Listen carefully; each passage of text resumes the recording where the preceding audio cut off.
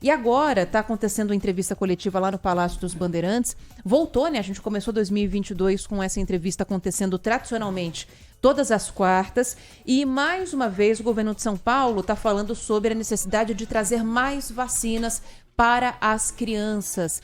Hoje, aliás, para amanhã, né? A gente está na expectativa de que a Anvisa fale sobre a liberação da Coronavac para crianças. Finalmente chegou o momento em que isso vai ser debatido abertamente, transmitido, assim como a gente teve a discussão de outras vacinas também. E óbvio que essa oportunidade não seria perdida. Governador João Dória, também o diretor do Instituto Butantan de Mascovas, falaram sobre a vacinação de crianças nessa entrevista coletiva e trouxeram inclusive os dados de internação, os números atualizados aqui de São Paulo. Quem está acompanhando tudo isso, aliás, acabou de fazer pergunta na entrevista coletiva, é a Mayra Djaimo, que já está aqui com a gente. Tudo bem, Mayra? Boa tarde. Oi, Djaimo, bem-vinda. Oi, Ana, Joel, boa tarde para vocês e para todos os ouvintes. Pois é, então foram divulgados vários dados hoje. Um dado alarmante aqui é que o número de crianças e adolescentes em UTIs pela Covid-19 subiu 61% no estado de São Paulo, segundo os dados da Secretaria de Saúde. Isso considerando todos menores de 18 anos nos últimos 2 meses. O número passou de 109 em novembro de 2021 para 171, agora no dia 10 de janeiro de 2022. Para o governador João Dória, isso mostra uma necessidade de acelerar a vacinação. Primeira informação de hoje, número de crianças e adolescentes em unidades de terapia intensiva, UTI, por Covid-19, sobe 61% no estado de São Paulo. Dados da Secretaria de Saúde mostram alta de 61% na hospitalização de menores de 18 anos em UTIs nos últimos 2 meses no estado de São Paulo. O número saltou de 109 crianças e adolescentes em UTI em novembro de 2021 para 171 menores de 18 anos internados em terapia intensiva em 10 de janeiro de 2022. Nesse momento estão sendo utilizadas para a vacinação das crianças menores de 11 anos as doses pediátricas da Pfizer, mas a quantidade enviada para os estados ainda foi muito pequena. Amanhã tem uma reunião marcada da diretoria colegiada da Anvisa às 10 da manhã para decidir se aprova o uso emergencial da Coronavac para crianças de 3 a 11 anos.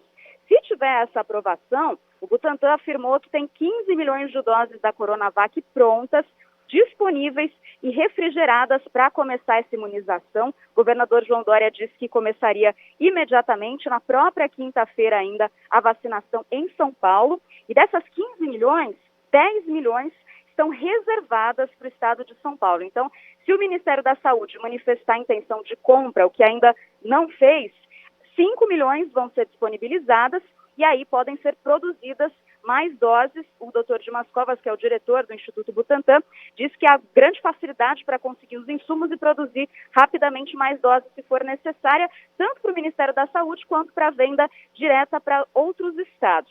Dessa forma, segundo o governador de São Paulo, vai ser possível vacinar todas as crianças do estado em 3 semanas. Dados também foram divulgados hoje aqui sobre a ocupação dos leitos de UTI de forma geral. Então, 54% dos leitos estão ocupados no estado e 60% na Grande São Paulo. Só que quando a gente olha os números gerais, nas UTIs do estado tem 2.842 pacientes hospitalizados.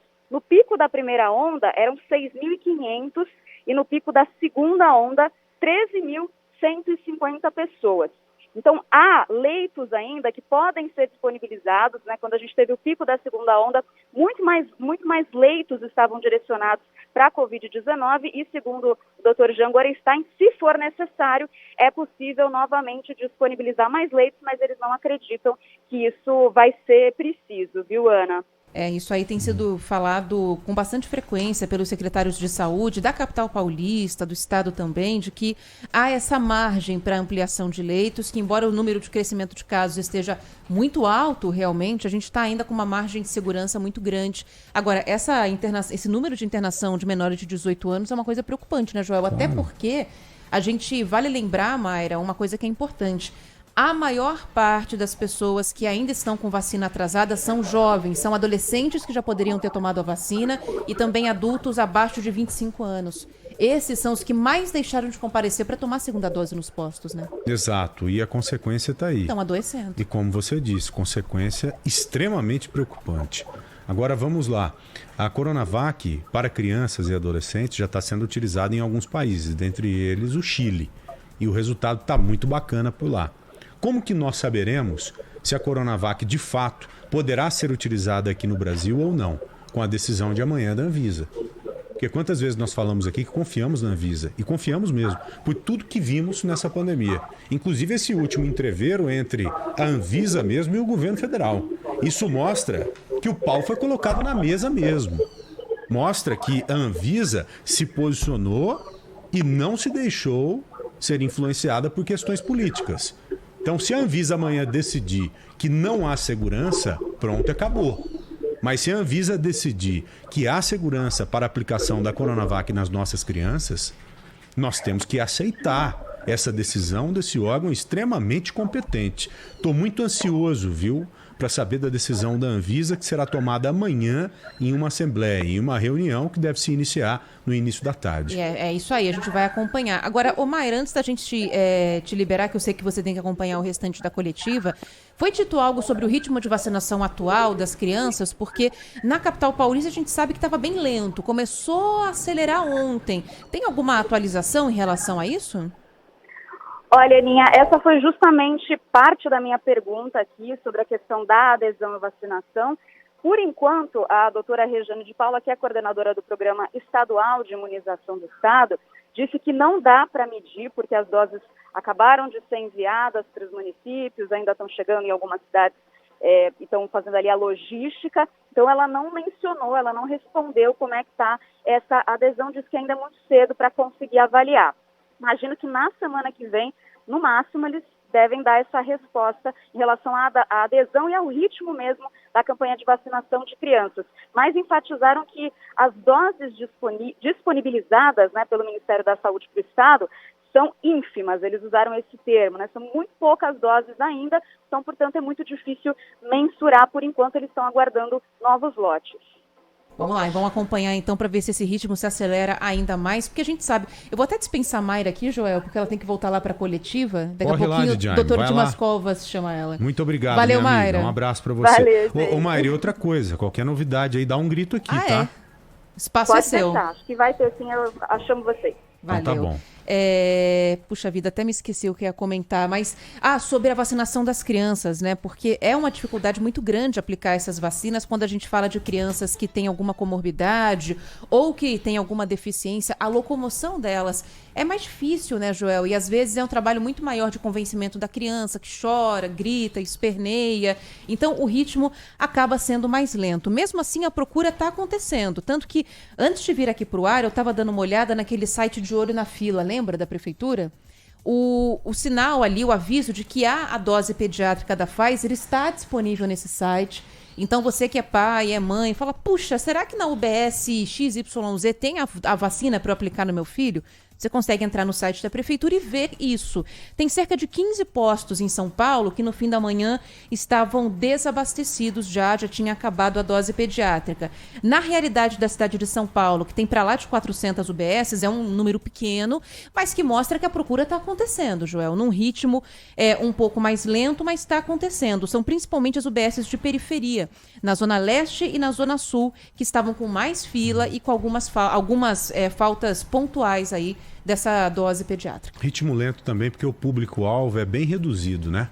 Então acho que não tem nem necessidade daquela correria, né? Então vamos torcer. Eu estou na torcida aqui para que as doses da Pfizer específicas para as nossas crianças cheguem antecipadamente. Agora, nós vimos vários estudos concluírem que a combinação ciclo vacinal completo Coronavac com o reforço da Pfizer é um excelente caminho. Tanto que está sendo praticado também aqui no Brasil, né? Os adultos tomaram 2 doses da Coronavac, tomaram a terceira da Pfizer, o reforço da Pfizer, estão bem protegidos. Os estudos mostram isso. E veja que nós temos 15 milhões de doses da Coronavac paradas aqui no Instituto Butantan, que poderiam ser utilizadas para as nossas crianças. Então, se a Anvisa decidir que há segurança nesse sentido, como poderia haver o entendimento entre governo federal e governo estadual com o Instituto Butantan para você pensar nessa possibilidade, né? Para você pensar nessa possibilidade de aplicar as doses distintas. Mas dificilmente isso vai acontecer. A reunião é amanhã às 10 da manhã, isso, né, na Anvisa amanhã discute às 10 da manhã a questão da Coronavac e hoje a gente está na expectativa para o meio, fim da tarde, da decisão em relação aos autotestes. Daqui a pouquinho o reportagem de Brasília traz os detalhes para a gente também. Então amanhã, no Bora Brasil, nesse horário, nós já teremos provavelmente um indicativo de qual será a decisão da Anvisa. Aí eu espero até que é resultado, né? Porque vão ser 3 horas depois. Será? Porque os caras enrolam, hein? São muitos caras. Tem muita votação, gente lá e leitura tal. de relatório. Vamos torcer. Bora lá, então? Vamos pro intervalo? Vamos, convocando você, nosso ouvinte, no 999048756.